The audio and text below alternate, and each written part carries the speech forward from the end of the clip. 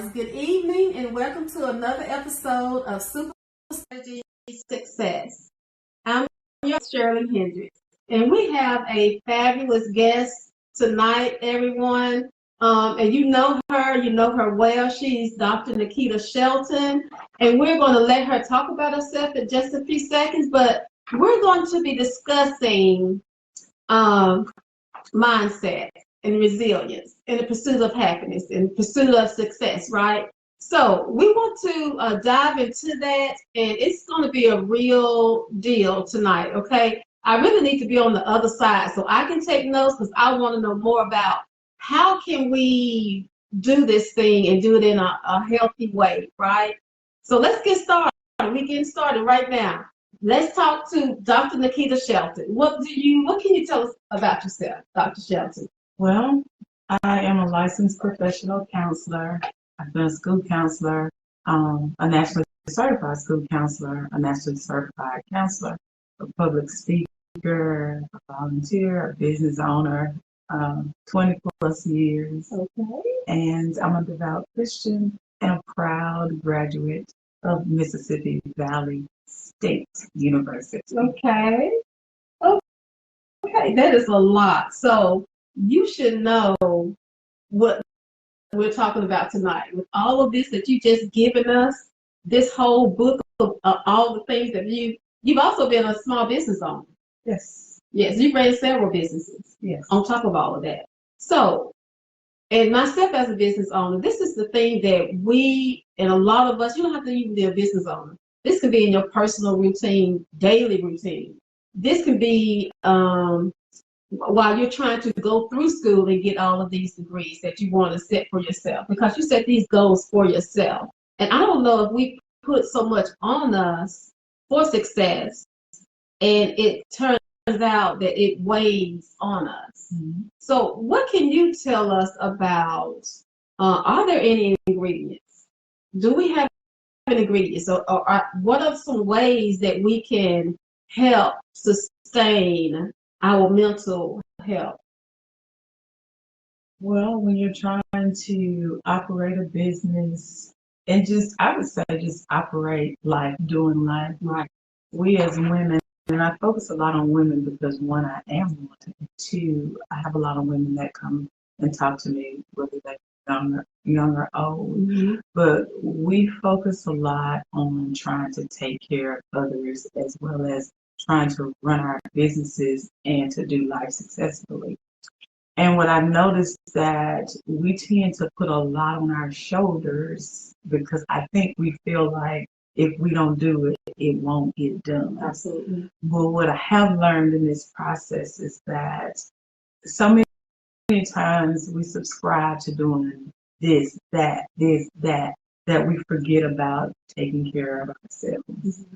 And in order to be truly successful, you have to make time or make room to cultivate you. And what I mean by that is taking time for your own happiness, mm-hmm. taking time to create your own self-care. And when I talk about self-care, I mean from a bigger perspective, bigger than just getting your hair done or getting your nails done. I mean setting boundaries and putting limits around yourself, creating plans for personal success before business success or social success. Because when you take care of yourself, then you have a better chance of being successful. So I like when you say setting boundaries, and I know for a fact that, and I've watched you with it, you do set boundaries. I mean, if you're not on your schedule for something, then we need to schedule it out mm-hmm. to when I have that time to do this. So I really want to do more of that because I've watched you how you've done it, and you do it so gracefully. I mean, yeah, but you are so true. I mean, we have to find that time for us. And like you say, the nails and the hair things is not for me. I want to relax my mind. Mm-hmm. I have been, and I don't know if we can even associate this with burnouts, because in my book I talk about burnout. Mm-hmm. but then when I was going back to it, when I was bringing you on, I'm like, are they the same? They can be. They can be. I just did a workshop a couple weeks ago on compassion fatigue, and it's pretty much when you're sick and tired of being sick and tired. Right. And it's for people. It really applies to people who are in helping professions that work directly with people and helping people all the time. You can face compassion fatigue, which is kind of like a burnout, but not a burnout. But what I will say is that we we are just doing so much. And I can tell you, I'm very transparent in my journey. I can tell you I've faced the burnout before. Mm-hmm. And I had to take a moment. I had to take a moment to make space to figure out what it was I really wanted for my life and what success really meant for myself. But I found that when I started to take more time to really, really reflect upon who I am, what I'm doing, and why I'm doing it, I found a place of healing and growth. And when you get to that place, then you realize that the hustle culture isn't really mandatory. It's not really mandatory. Right. You can be successful without it. You can. But one of the things I tell people all the time is that I heard you say earlier, sometimes you get in a hole and you don't know how to climb out. I liken that to feeling overwhelmed. Mm-hmm. And when you feel overwhelmed, you need to stop. I mean, just whatever you're doing, you need to stop and you need to start thinking back and reflecting back as to what you were doing and what led to you getting there. Mm-hmm. Sometimes we get to a place of overwhelmness when we put too much on our plate. Other times we get to that place because life has put a lot on our plate. Right. For instance, I use my own life as an example. My parents, I do a lot with them. And so they've had a lot, and I've shared some of the things with you. Right. They've had so much going on, Yes. y'all, that my plate, I needed 5 plates. Okay. And so that's an example when life put it on your plate. Right. And so I had to take a moment. I took a moment when I got home because honestly, I've been out of town for probably the last 3 months, every weekend except this one. Yeah. So I took a moment last weekend when I got home last Sunday, and I thought about my life because it's been a bit much. And I reflected on what I had been doing, what I needed to do, and how all of this was making me feel, right, mentally, physically, and socially, because it's important to know when you need those plugs or those connects from your social life as well. Right. And so as I made time, I made space to reflect upon that, I made a plan for me, because what I learned in that reflection just from last Sunday is that the first half of 2023 is almost over. Yes. True. And this whole first half of the year has been about other people. It has not been about me. Right. But I've managed it in such a way that it has not made me feel overwhelmed to a point that I couldn't function. But I did assess the fact that it was time for me to put some parameters around my personal time and to create some avenues for me to do those things that I love. Right. And so when you are feeling that sense of this is too much, I can't, I don't know where to start, where to stop, you need to stop and reflect. That's the first thing. Mm-hmm. You just stop and reflect. Okay. Look at what you're doing. Look at how it has made you feel. Look at how it has affected what you're doing in your life. Stop, reflect, then make a plan. Look at what you want. Because one of the key things in life is creating a balance. Yes. And when you are out of balance, yes, it's hard to even enjoy your success, even if you can still reach your success. So you gotta create a balance. I love that. I do love that. It's been, I have been the go-to person in my family since a young girl. I've been the go-to person. And when you were saying that, I would put myself last because I'm taking care of home, I'm taking care of brother, sister, I'm taking care of other people. and trying to make sure that they are good, when in fact I'm not good. And then there's no one who's checking on me or who's able to check on me because I'm making sure that they're good. So I had to finally realize to put a stop to a lot of that. Okay, and then superstars know this too, that there could be some fallouts behind it. Absolutely. There could be some fallouts behind it, but you have got to take care of yourself. And I had to. I mean, even you at one point had to come check on me. I did. Because it was so much. It was just so much. And I did like put my hands up and say, I'm done. And I was like, what are you doing? Yeah. What are you doing? You can do this. I remember that. You can balance it out. Yes. And I will say, I think as women, we've been trying to put everybody else first. Yes. We've been trying to do that. And I think that's a societal norm, but I think it's one that we need to break. You need to break that. We need to break it because if we don't take time for ourselves, then it's hard to really effectively take care of the people that we love. Right. And then, like you're saying, you're waiting for somebody to come see about you. And a lot of times we have to figure out how to fill our own cups when they're empty. Right.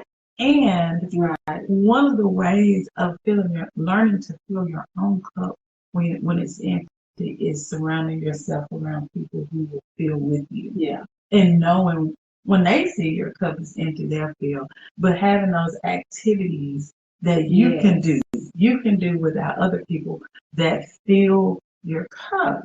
I want women to understand that you don't have to feel guilty for taking a moment to do something for you. Yeah. Do something for you. Sometimes my best friend will call me and she'll say, what are you doing? And I'll say nothing, like laying on the couch looking at the ceiling. Yeah. She gets tickled. But that's me refilling my cup. Right.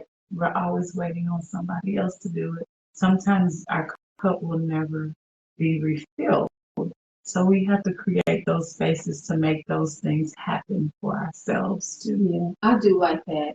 And superstars, you guys will be able to reach out to Dr. Shelton and just, we'll talk to her later how to get in touch with her on anything that you guys may want to ask her after the live here. But she is someone that who can really put some thought into what it is that you're trying to do for yourself. I mean, I really learned a lot from her, and I appreciate everything that she's done for me. Just recognizing that, hey, are you okay? And as women, we really need to check on other women because we aren't okay, and it's okay to say I'm not okay. But it's been hard for me to do that. Absolutely, and not just you. Most women, most of the time when we are feeling overwhelmed, stretched out of sorts, and people say, are you okay? I'm fine, I'm okay. Yeah. So again, I think it's societal norms that we have fallen prey to, and we need to learn how to say, I'm not okay. Yeah. I'm not okay. So. Right. And understand that it doesn't make you less of a person. It doesn't make you weak. It's really one of the strongest things to do is to say, I'm not okay and I need you. Right.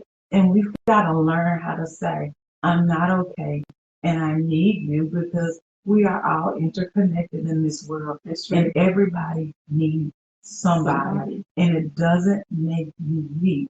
It does not. And I have to keep stressing that. It doesn't make you weak, or it doesn't make you less of a person to need somebody and to not be okay. Right. I've had some people to say, I was going to call you, but I know you're busy. And I really don't like to have that on me, like I'm too busy, that people think that I'm so busy that they can't reach out, right? So it's two ways to that. I am productive. I'm a very productive woman, but if you can get that call through to me, I'm available. But I don't like people to assume that I was gonna call you, but I know how busy you are, And I don't know if that's an excuse, but if you need to reach out to somebody, you need to reach out to somebody. And that's me. My plate is it is full. I have to admit, I have to agree with that. But y'all know me. I'm a person that if I can fit it in, I fit it in, right? So, but then I really have to take care of myself, and I'm doing that more. I'm not even at the store as much as I was. So, and people still try to get through, and my staff is like, how can I help you?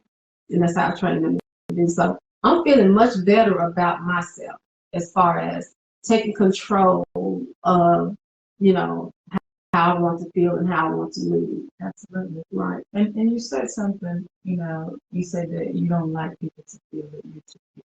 But what I would say to you about that is, if we could control how people felt, we would. Right. But all you can do is continue to be open. Because people say that to me, they'll say, well, Nickeda, I was going to call you, but you're always busy. And I say stuff like, could be, could not be. Mm-hmm. But if you don't make the choice to call me, then you never know. You never know. And even if I am, if you leave a message or if you send me a send me a text message when I'm not busy or when I'm unbusy, right, I'll reach out to you. But life is about choices. Yeah. And we get to choose how we live this life. We get to choose that. And we need to really get a hold on that too, because we're losing fastly because we're trying to I don't know, keep up with, I don't want to say the Joneses, but just keep up with, it's that hustle culture. Yeah. It's and I can talk about it because at one point in time I subscribed to it. I had the businesses, I was counseling, I was teaching, I was volunteering, and I was just always on the go. I was on the go. Right. And truth be told, I was making money and I was making good money. But at the end of the day, I had to stop and realign myself because I was running myself in the ground. Yes. And my question to myself was why? What am I hoping to gain from this? Yeah. And then is it really worth it? Is it really worth it? Is what I'm hoping to gain from this hustle culture, is it really worth it? Or am I worth it? Am I more important than this? And so I subscribe to the fact that you can be successful without the constant and the ongoing hustle. You just have to make different choices about how you use your time. Right. You have to realign your time and create a space for you. Because when you are healthy and healed, you're gonna be successful. So the thing about that too, when you say you was on all these things, I had to right after COVID unsubscribe to some of these boards that I was on. Right, I had to unsubscribe, and I still don't think anyone has checked on me as to why I did. Oh, it's interesting. Yes, same thing. Yeah, so I'm still thinking like you had. So it was more important that I be on something and I'm feeling drained and I'm not even there. But since I pulled out, no one has called to check on me. So how did that make you feel? That's what I'm saying. I want to know how did that make you feel? Was I just a person that you needed on there for face show? What was it? So it made me feel like you really didn't want me. It's not a real reason for me to be there. It's probably because, I have a Black person here on the board with me, and I'm doing something. I'm taking care of the quota. That's how I felt. And I'm glad you put that out there. I'm one who believes in living in your power. And a part of living in your power is being honest about how you feel. And I can relate to that. COVID hit, right? And I'm a single woman. I have no children, and I have very few family members here. Right. And nobody checked on me. And I felt hurt behind it. I mean, I kid you not. I live in the power of being me. Yeah. Oh, yeah. And the power of being me is being honest about how I feel. Mm-hmm. And I felt really hurt. Yeah. Because when you extend yourself to people all the Oh my time, God. and then something happens and they don't extend back or even make sure you are alive, Mm-hmm. I know I felt hurt. So Yeah. I can relate to that. But I will say this.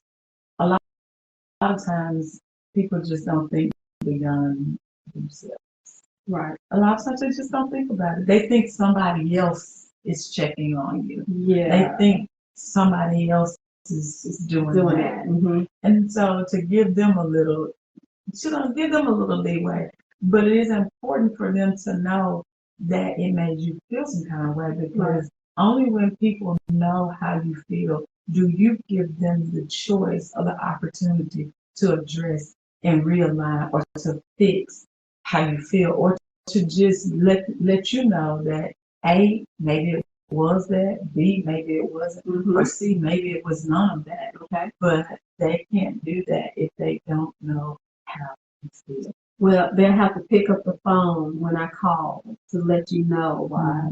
Well, if they watch this podcast tonight, They'll have know. some idea. Yeah. Because it is important that when people we love or we trust or we work with or we say that we're friends with, when they express a level of hurt, of pain that has happened because of something we did consciously or unconsciously, if we love and care about them, one of the key things we should do is allow them to feel how they feel. Absolutely. And address it in a manner that's respectful to them as well as yourself. Absolutely. And I'm that person, and you know me, I will come to you. Yeah. I've always done that. I will come to you and let you know what's on my mind. And that was what I was trying to relay then. Mm-hmm. It was like I just could not do it anymore. COVID did something. Mm-hmm. And it made us check ourselves. And so I checked myself, and at that time I'm doing too much. And you guys know I hit the streets in Tupelo. I'll be at almost any and every event going on to support. And that's the thing. I'm supporting. And, you know, when you see where is she, no one calls us. Yeah. So, When I went MIA, I was like, okay. And you never make sure I'm well. Right. Yeah. But when you get to it, I got to say it the way I want to say it. Mm-hmm. When you get to it, you learn that whatever they do is whatever they do. Absolutely. But you have to take care of you. That was the thing. You get to that place, then when they do that, if it happens again, it just doesn't affect you the same. Mm-hmm. You know, now that has occurred, it just doesn't affect me the same. It really allows you to realign yourself and figure out what's most important for you, who your circle is, and then how to stay connected to them. Because those are the people who are plugging into you. And especially with being an entrepreneur, and then all that COVID has brought to the scene with the challenges to people's mental health. Yes. It's important to know who's on your team. Right.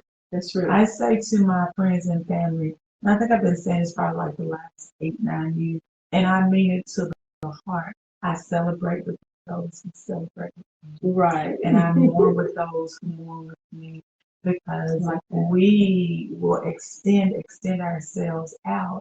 And then when we're in that valley, we want people to reach down. Right. But we've extended so much that we're just giving a little of ourselves here.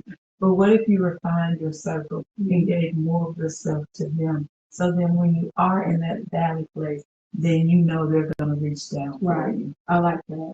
I have gotten to my peace stage is where I got. Yeah.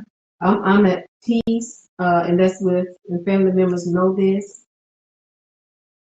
The people in my circle know this. I'm at peace. I can't let any other thing affect. However you feel, it can affect me. So peace is a beautiful place. Oh, I love it. So I stay in my peace valley, right?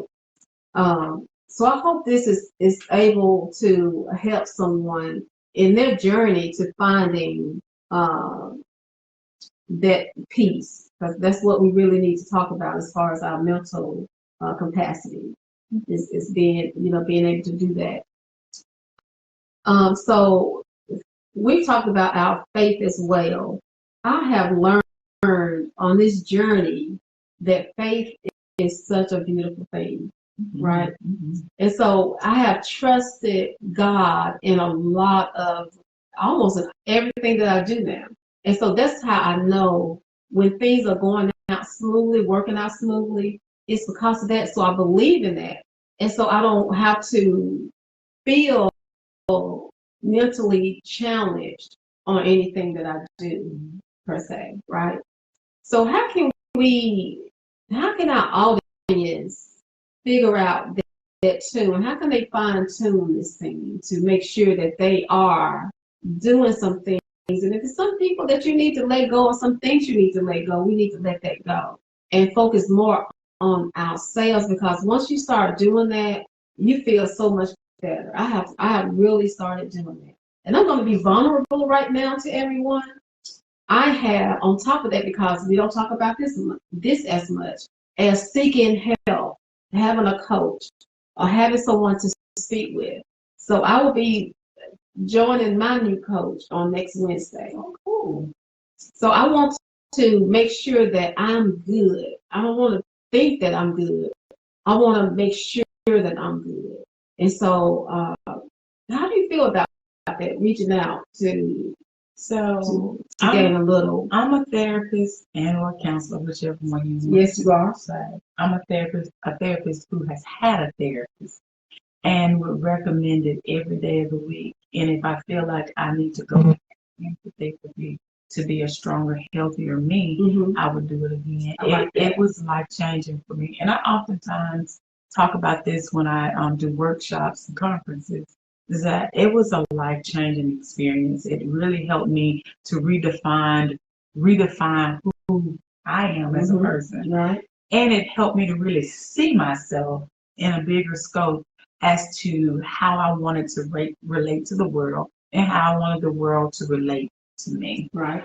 I would say if you're trying to figure out how to, I guess, redefine yourself, I think was the question you asked. Mm-hmm. It all starts with self-reflection. You got to take a look at you. Mm-hmm.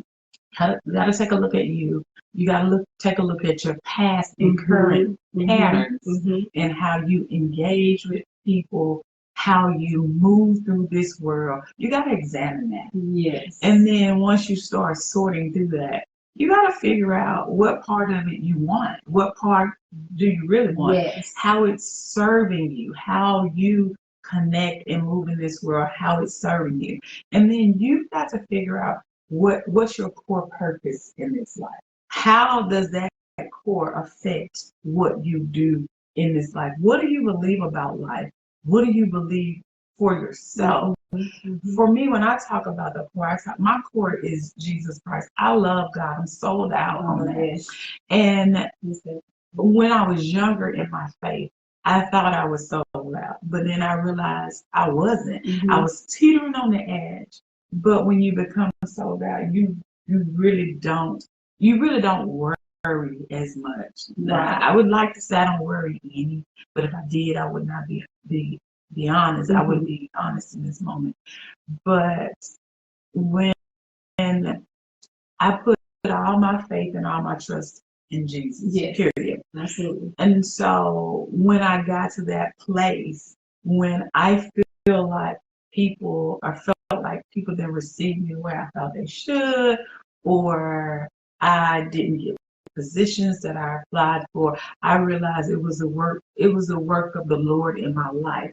And it didn't make me any less than anybody else.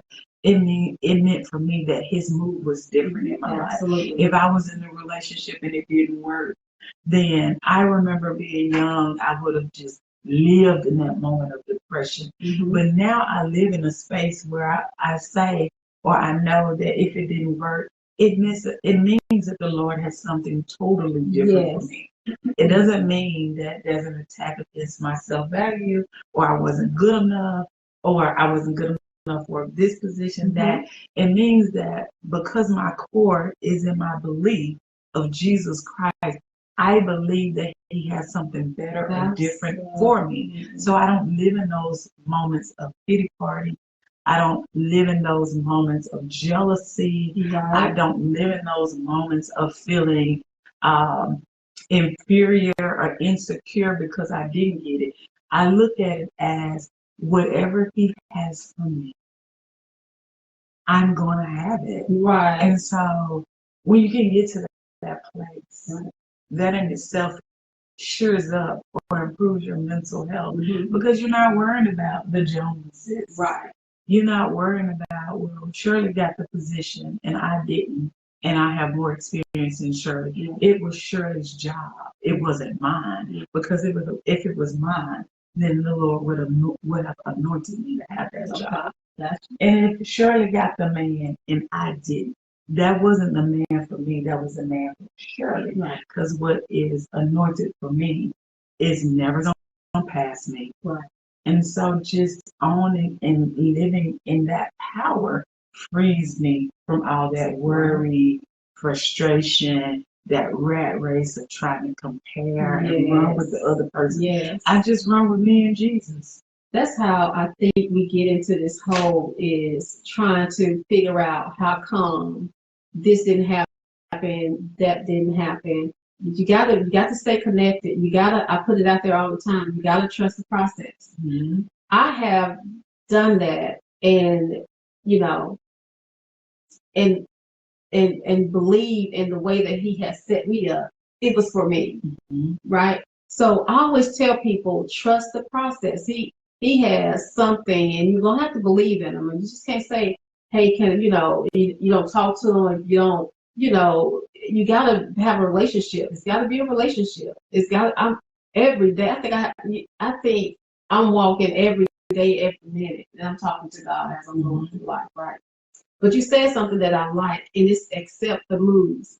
You have got to be that person to be able to accept the moves that's given to you. You got to be able to do that. Coming to my next thing is self sabotage. I think we have that ability to do that so well to our own selves.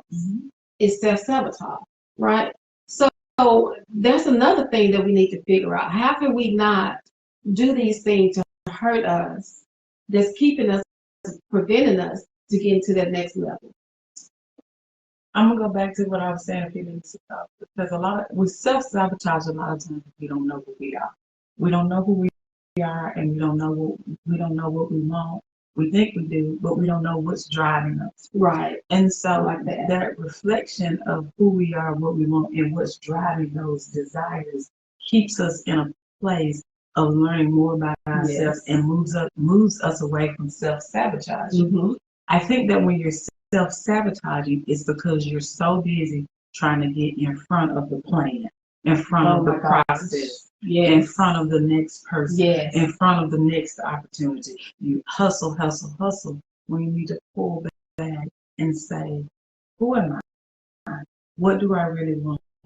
And what's driving that desire? Do I really want it? Or is it something I feel I need for status? Yes. Or for recognition? Right. And so when you want to move away from that, you have to learn who you are, what you want, what's driving you, and if the things that are driving you, if they're really about what's best for you, if it's really about you. A lot of us need to do a lot of self-esteem work, a lot of self-concept work to develop our interpersonal skills, to develop our emotional intelligence. And stop trying to get in front of the process. I tell people all the time now that my mental health is so much stronger than it's ever. It's never just been wobbly, but my relationship with Jesus just really shored it up. Because I took a lot of stuff off my plate that should have never been on my plate. Should have always been on Jesus's plate. I love that. And so you got to be honest about, as Michael Jackson said, the man in the mirror. You gotta be honest with yourself about who you are and what's really driving you. Right, right.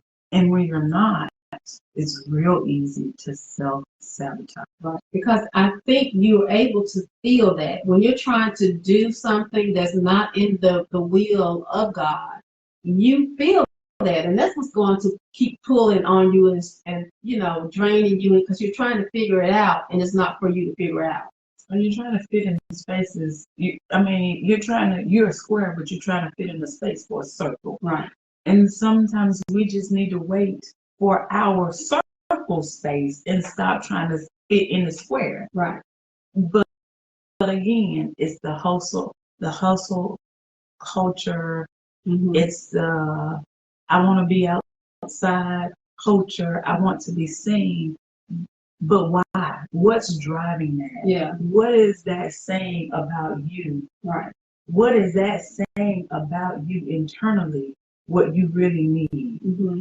What's driving you to need all of the external validation? Mm-hmm. What's really going on internally? And that's why I say a lot of us need a lot of self-esteem work, a lot of emotional intelligence work. We need a lot of work on ourselves, but we don't want to do it because if we do it, then it looks like something is wrong with us. It's okay for something to be wrong with you. Yes, that is so true. The first step of getting it right is acknowledging that something is wrong with you. Again, I'm a therapist who had a therapist, mm-hmm. and best thing ever. Mm-hmm. As they say, best day ever. It was the best thing ever because then we help you to look within, and we are very transparent, and we try to teach you to stand in the power of being authentically you and not being who you think the world wants you to present as, but truly being who you are and understanding those internal desires and what's driving those desires. Those driving factors will tell you a lot about why you do what you do, why you respond to things and people the way you do.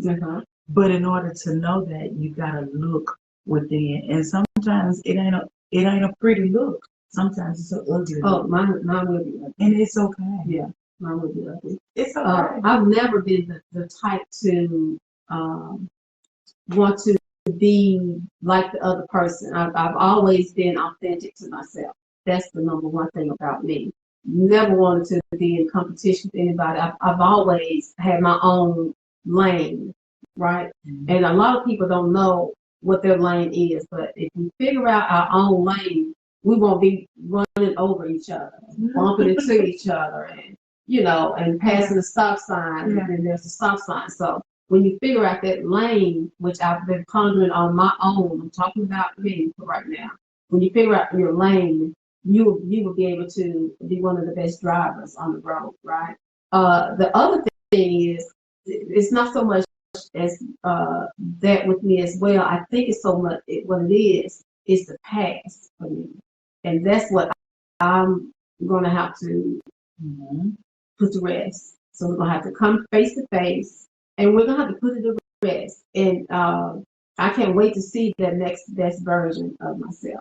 Right. And I'm going to tell you, the work will be grueling at times. And a lot of times people don't know this about therapy. It feels good in the beginning, but a lot of days are ugly days. And you don't want to go back. And you can't stand the therapist because they have put the mirror up. They called you out. And you see yourself. But when it gets like that, when you're in therapy and you don't want to go, or you just feel like it's tiresome and it's heavy, that's when you know you're in the midst of your work. If you're going and it always feels good, you just tapping the surface. Right. But real work, that real therapy work, it goes beneath the surface. It breaks the ground. And you know what happens when you break the ground? It opens up. And sometimes what's down in there is unhealthy. And sometimes what's down in there is healthy. Sometimes there's a mixture. Sometimes stuff comes out of that broken of that broken ground Yeah. that's toxic, but it's been locked up in there. So therapy breaks the real therapy work breaks the ground, and it opens it up to let that toxicity out.